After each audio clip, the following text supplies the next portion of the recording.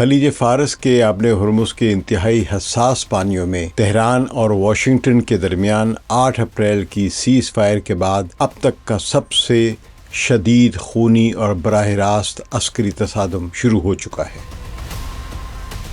یہ ہنگامی صورتحال اس وقت پیدا ہوئی جب پاسداران انقلاب اسلامی کی نیوی نے آبِ ہرمز سے گزرنے والے ایک امریکی آئل ٹینکر کو گزرنے سے روک لیا۔ پینٹاگون نے تصدیق کی ہے کہ جیسے ہی پاسداران انقلاب نے ٹینکر کو روکنے کی کوشش کی، بحر ہند اور خلیج فارس میں گشت پر مامور امریکی نیوی کے ڈسٹرائرز اور پینٹاگون کی ایئر فورس نے ایک انتہائی ہنگامی اور بڑے پیمانے پر پری ایمپٹیو ملٹری آپریشن شروع کر دیا۔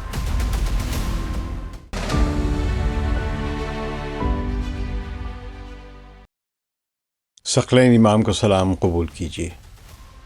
خلیج فارس کے آبِ ہرمز کے انتہائی حساس پانیوں میں تہران اور واشنگٹن کے درمیان 8 اپریل کی سیز فائر کے بعد اب تک کا سب سے شدید خونی اور براہ راست عسکری تصادم شروع ہو چکا ہے۔ تہران سے ایران کی آفیشل اور نیم سرکاری خبر رسائی ایجنسی تسنیم نیوز اور مشرق وسطیٰ کے عسکری اور دفاعی امور پر گہری نظر رکھنے والے معتبر آزاد network Middle East Spectator کی طرف سے جاری کردہ تازہ ترین اطلاعات کے مطابق جمعرات کی صبح یہ ہنگامی صورتحال اس وقت پیدا ہوئی جب پاسداران انقلاب اسلامی کی نیوی نے آبِ ہرمز سے گزرنے والے ایک امریکی آئل ٹینکر کو گزرنے سے روک لیا اور اسے پیچھے ہٹنے پر مجبور کیا۔ تو تسنیم نیوز نے پاسداران کے عسکری ذرائع کی آن گراؤنڈ رپورٹ جاری کرتے ہوئے بتایا کہ یہ امریکی ٹینکر ایران کی طرف سے عائد کردہ پابندیوں اور قوانین کو یکسر مسترد کرتے ہوئے، یعنی ایران کے قوانین کو یکسر مسترد کرتے ہوئے، اپنے تمام ٹریکنگ سسٹمز، نیویگیشن ریڈارز اور خود کار شناختی ٹرانسپونڈرز کو مکمل طور پر بند کر کے اس انتہائی حساس آبی گزرگاہ سے غیر قانونی طور پر گزرنے کی کوشش کر رہا تھا، جو کہ سیکیورٹی ضوابط کے تحت ایک کھلا اینمی لائک یعنی دشمنانہ عمل تھا۔ تو پاسداران انقلاب کی نیوی نے فوری اور انتہائی فیصلہ کن جوابی کارروائی کی، جس کے دوران امریکی یہ آئل ٹینکر جو تھا اس کو براہ راست انتباہی فائرنگ کی گئی اس پر، جس کے بعد اس امریکی ٹینکر کو مجبوراً رکنا پڑا اور پیچھے ہٹنا پڑا۔ ایرانی عسکری کمانڈ نے واضح کیا کہ یہ اقدام ان کی قومی خود مختاری اور بحری حدود کی حفاظت کا ایک قانونی حق تھا۔ یہاں یہ بات یاد رہے کہ ایران نے رواں سال 28 فروری کو امریکہ اور اسرائیلی حکومت کی جانب سے اسلامی جمہوریت کے خلاف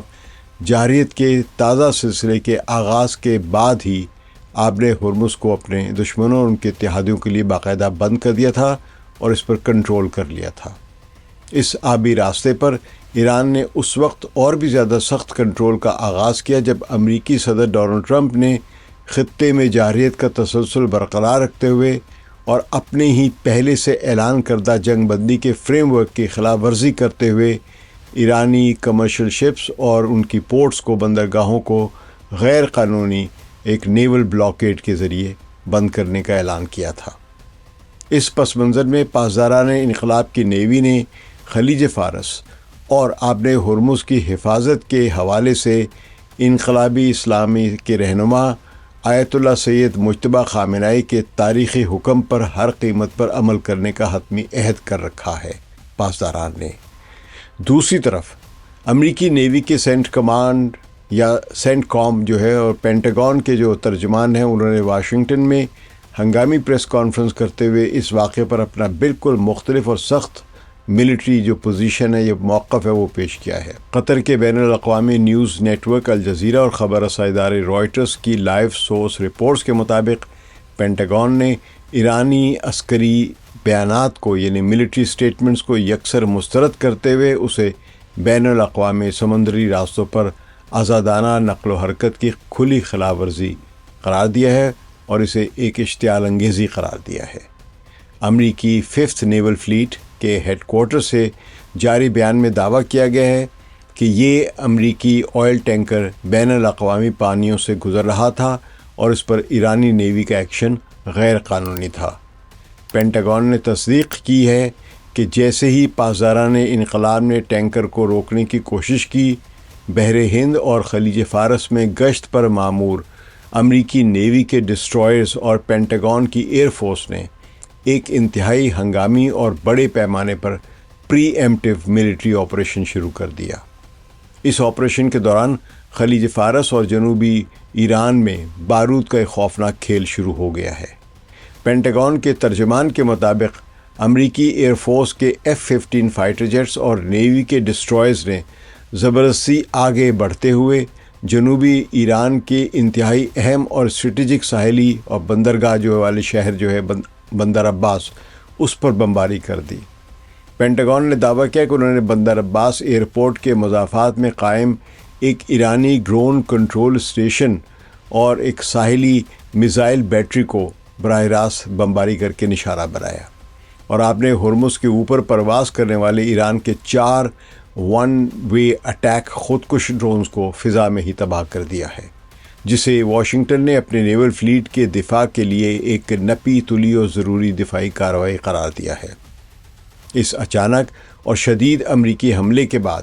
پاسداران انقلاب اسلامی یعنی IRGC نے دشمن کو ایک خوفناک اور سخت ترین انتباہ جاری کرتے ہوئے زمین ہلانے والی جوابی کارروائی کا آغاز کر دیا۔ پاسداران انقلاب کی جانب سے جمعرات کو جاری ہونے والے باقاعدہ ملٹری اسٹیٹمنٹ میں دشمنوں کو صاف لفظوں میں خبردار کیا گیا ہے کہ اسلامی جمہوریہ ایران کے خلاف جاریت کی ہر کارروائی کا اب جواب دیا جائے گا، چھوڑا نہیں جائے گا۔ بندر عباس کے مضافات میں امریکی فوجی حملے کے فوراً بعد IRGC یعنی پاسداران انقلاب نے جمعرات کی صبح سویرے ہی ایک ہنگامی اور بھرپور جوابی حملہ کرتے ہوئے خطے میں موجود اسی امریکی ایئر بیس کو اپنے گائیڈڈ میزائلوں اور ڈرون سے سیدھا نشانہ بنایا، جہاں سے ایرانی سرزمین پر حملے کے لیے امریکی طیاروں نے پرواز کی تھی۔ پاسداران نے اپنے آفیشیل بیان میں سخت لہجے میں زور دے کر کہا ہے کہ یہ جوابی کارروائی دشمن کے لیے ایک سنجیدہ اور عملی انتباہ ہے، تاکہ وہ جان لے کہ جارحیت کی کارروائی کبھی لاجواب نہیں رہے گی، یعنی اس کا ہر حال میں جواب دیا جائے گا۔ ایرانی فورس نے مزید خبردار کیا ہے کہ اگر دشمن نے جارحیت کے کسی بھی عمل کو دہرانے کی غلطی کی تو اس بار اس کا اس سے بھی زیادہ سخت اور فیصلہ کن جواب دیا جائے گا، اور پاسداران کے کسی بھی جوابی ایکشن کے نتیجے میں ہونے والے تمام تر نتائج کی ذمہ داری مکمل طور پر اس حملہ آور پر ہی عائد ہوگی۔ اس لائیو ملٹری تصادم کی گونج اب پورے خطے میں سنائی دے رہی ہے۔ اس کے علاوہ کویت کی مسلح افواج نے بھی جمعرات کی صبح ایک ہنگامی اور ایک بڑا اعلان کرتے ہوئے بتایا کہ ملک نے میزائل اور ڈرون کے خطرات کے پیش نظر ہائی الرٹ پوزیشن سنبھال لی ہے اور پورے کویت میں اپنے ایئر ڈیفنس سسٹم کو مکمل طور پر ایکٹیو کر دیا گیا ہے۔ تاہم کویتی حکام نے یہ واضح نہیں کیا کہ یہ میزائل اور ڈرون حملے کس فریق کی طرف سے اور کہاں سے شروع ہوئے ہیں، لیکن انہوں نے اپنے بیان میں کہا ہے کہ اس وقت کویت کی فضاؤں میں جو بھی دھماکے سنائی دے رہے ہیں وہ ان کے فضائی دفاعی نظام کے ذریعے دشمن کے ان فضائی اہداف کو فضا میں ہی انٹرسیپٹ کرنے اور تباہ کرنے کا نتیجہ ہے۔ زمینی حقائق اور بین الاقوامی میڈیا نے یہ واضح کر دیا ہے کہ یہ آج صبح کا بالکل تازہ ترین اور ایک الگ بڑا ملٹری فرنٹ ہے، اور اس کا تعلق 2 دن پہلے ہونے والے اس واقعے سے بھی بنتا ہے جس میں بارودی سرنگیں بچھانے کی وجہ سے معمولی جھڑپیں ہوئی تھیں۔ اگر ہم اس شدید عسکری تصادم کے گہرے سیاسی اور اسٹریٹجک پس منظر پر نظر ڈالیں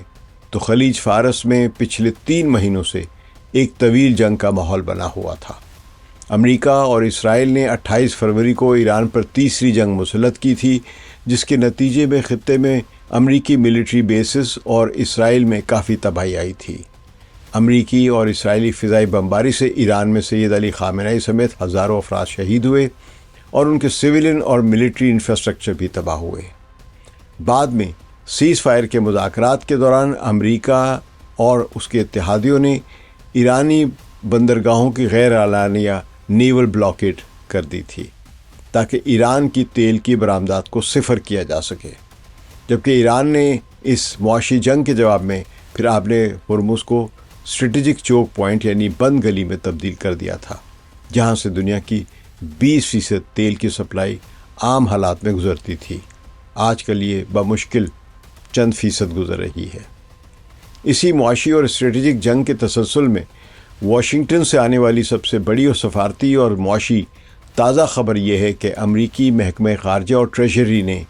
ہنگامی بنیادوں پر آپ نے ہرمز کو مانیٹر اور کنٹرول کرنے والی ایران کی ریاستی اتھارٹی یعنی پرشین گلف اسٹریٹ اتھارٹی پر انتہائی سخت اور نئی اکنامک سینکشنز یعنی معاشی پابندیاں عائد کر دی ہیں۔ پینٹاگون اور وائٹ ہاؤس کے مطابق اس ایرانی اتھارٹی پر پابندی لگانے کی وجہ یہ ہے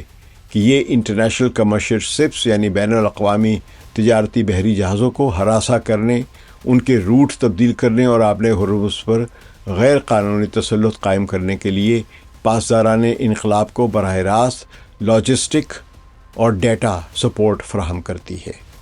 اس نئی پابندی کے تحت اب اس اتھارٹی کے تمام جو عالمی اثاثے ہیں وہ منجمد کر دیے گئے ہیں، یعنی ایک اور نئی اکنامک سینکشنز ایران پر عائد کی گئی ہے، جبکہ ایران اور امریکہ کے درمیان یہ مذاکرات ہو رہے تھے کہ یہ تمام سینکشنز ختم کی جائیں۔ تو اس نئی سینکشن کے بعد اور اس کے ساتھ کسی بھی قسم کے ساتھ جو ہے وہ اب اس اتھارٹی کے ساتھ کسی بھی کمپنی کا یا کسی ملک کا لین دین جو ہے اس پر مکمل پابندی ہوگی۔ ظاہر ہے اس نے تہران میں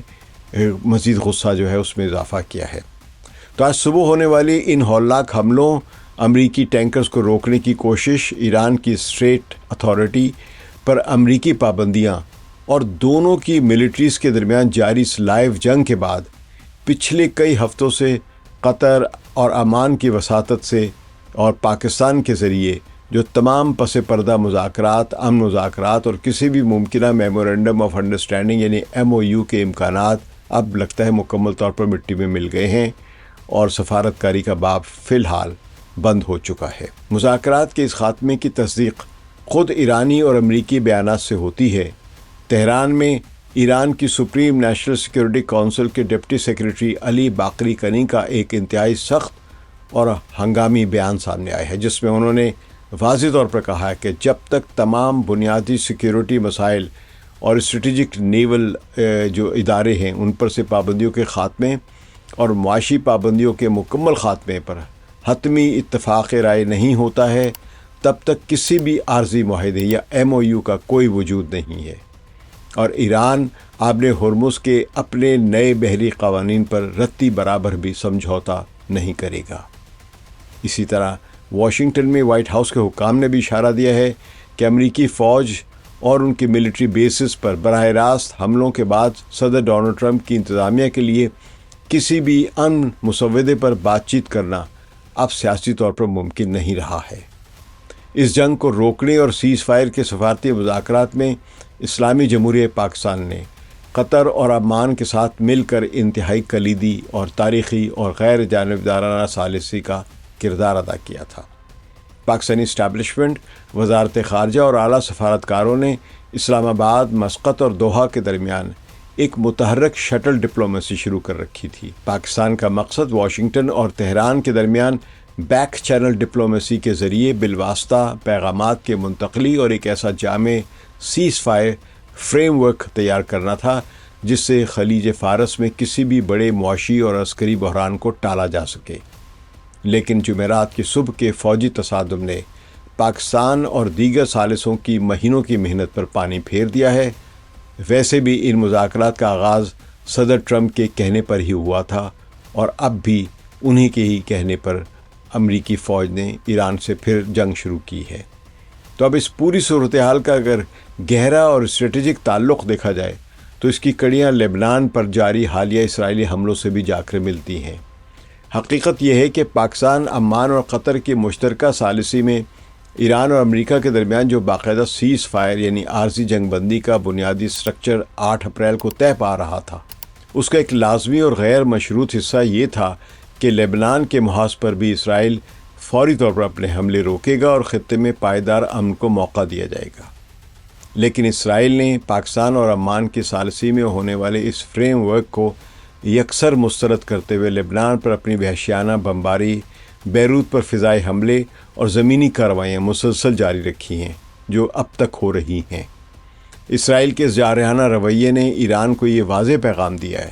کہ واشنگٹن اپنے اتحادی یعنی اسرائیل کو روکنے میں یا تو مخلص نہیں ہے یا مکمل طور پر ناکام ہو چکا ہے، جس کے بعد ایران نے بھی امریکہ کو دباؤ میں لانے کے لیے خلیج فارس میں اپنے بحری کارڈز کھیلنے اور پرشین گلف اسٹریٹ اتھارٹی کے ذریعے اپنے قوانین سخت کرنے کا فیصلہ کیا ہے، اور اس کے نتیجے میں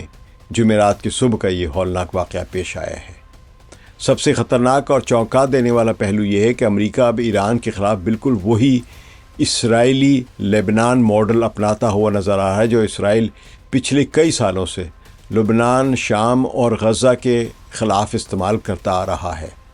اس ماڈل کا بنیادی اصول یہ ہے کہ بین الاقوامی قوانین، ملکی سرحدوں اور سفارتی آداب کو بالائے طاق رکھ کر یہ مائنڈ سیٹ بنا لیا جائے کہ جب بھی اسرائیل کو لبنان یا کسی دوسرے ہدف سے کوئی معمولی سا اسٹریٹجک خطرہ یا عسکری نقل و حرکت محسوس ہو تو وہ کسی جنگ کے اعلان کے بغیر براہ راست ہدف پر پری ایمپٹیو اسٹرائک یعنی خطرے سے پہلے ہی حملہ کر کے تباہی مچا دیتے۔ اب پینٹاگون بھی خلیج فارس میں یہی کرتا ہوا نظر آ رہا ہے کہ جیسے ہی ایران اپنے اسٹریٹجک اداروں کے ذریعے کوئی ملٹری یا نیول سٹیپ لیتا ہے تو امریکہ خطرہ محسوس کرتا ہے اور سیدھا ایران کی سرزمین یعنی بندر عباس یا اس جیسے کسی بڑے فوجی اور اقتصادی مرکز پر بمباری شروع کر دیتا ہے۔ تو ایک لحاظ سے اب امریکہ نے ایران کو اسی طرح ٹریٹ کرنا شروع کر دیا ہے جس طرح کہ اسرائیل اب تک لبنان، شام اور غزہ یا ویسٹ جارڈن کو یعنی غرب اردن کے علاقوں کو ٹریٹ کرتا چلا آ رہا ہے۔ تو دفاعی اور اسٹریٹجک ماہرین کا کہنا ہے کہ امریکہ کا یہ نیا رویہ ایران کی قومی سلامتی اور اس کے علاقائی وقار کے لیے ایک انتہائی مہلک اور مستقل ایک خطرہ بن گیا ہے۔ اگر ایران نے پینٹاگون کے اس نئے اسرائیلی ماڈل کا ایک حتمی، بے لچک اور فیصلہ کن طاقت کے ساتھ جواب نہ دیا اور مشرق وسطی میں قائم ان تمام امریکی ملٹری بیسز کو نشانہ نہ بنایا جہاں سے یہ ڈرون جنگی طیارے ایران کی سرزمین پر حملہ کرنے کے لیے اڑتے ہیں یا جہاں سے امریکہ کے فائٹر جیٹس اڑتے ہیں یا جہاں سے میزائل نکلتے ہیں، تو امریکہ کا حوصلہ بڑھتا جائے گا۔ نتیجہ یہ نکلے گا کہ امریکہ پھر اکثر و بیشتر ایران کی اسی طرح پٹائی کرتا رہے گا، اور ایران خطے میں پچھلے کئی سالوں اور اس جنگ کے بعد خاص طور پہ جو اس میں بھاری قربانیاں دی گئی ہیں، اس کے بعد جو اس نے حاصل کی ہے اپنی ایک ملٹری برتری یا کامیابی یا جیو پولیٹیکل کامیابی جو حاصل کی ہے، اور جو اپنا مذاتی نیٹ ورک جو مضبوط کیا اور اپنا جو اسٹریٹجک اثر و رسوخ جو بنایا ہے، وہ پھر بہت جلد ایران کھو دے گا۔ اس وقت پینٹاگون اور ایران کی سپریم نیشنل سیکیورٹی کونسل دونوں ہائی الرٹ پر ہیں۔ آپ نے ہرمز میں جو کمرشل شپس نے ہنگامی طور پر اپنے راستے بدل لیے ہیں بلکہ رک گئے ہیں، اور پورا مشرق وسطی ایک ایسی ہولناک علاقائی جنگ کے دہانے پر پھر کھڑا ہوا ہے جس کے اثرات پوری دنیا کو بھگتنے پڑ رہے ہیں۔ تیل کی قیمتیں مسلسل اونچی ہیں اور عالمی معیشت کساد بازاری کی طرف بڑھ رہی ہے، مگر ڈونلڈ ٹرمپ کسی اور دنیا میں رہ رہا ہے۔ شکریہ۔ ثقلین امام کو اجازت دیجیے۔ خدا حافظ۔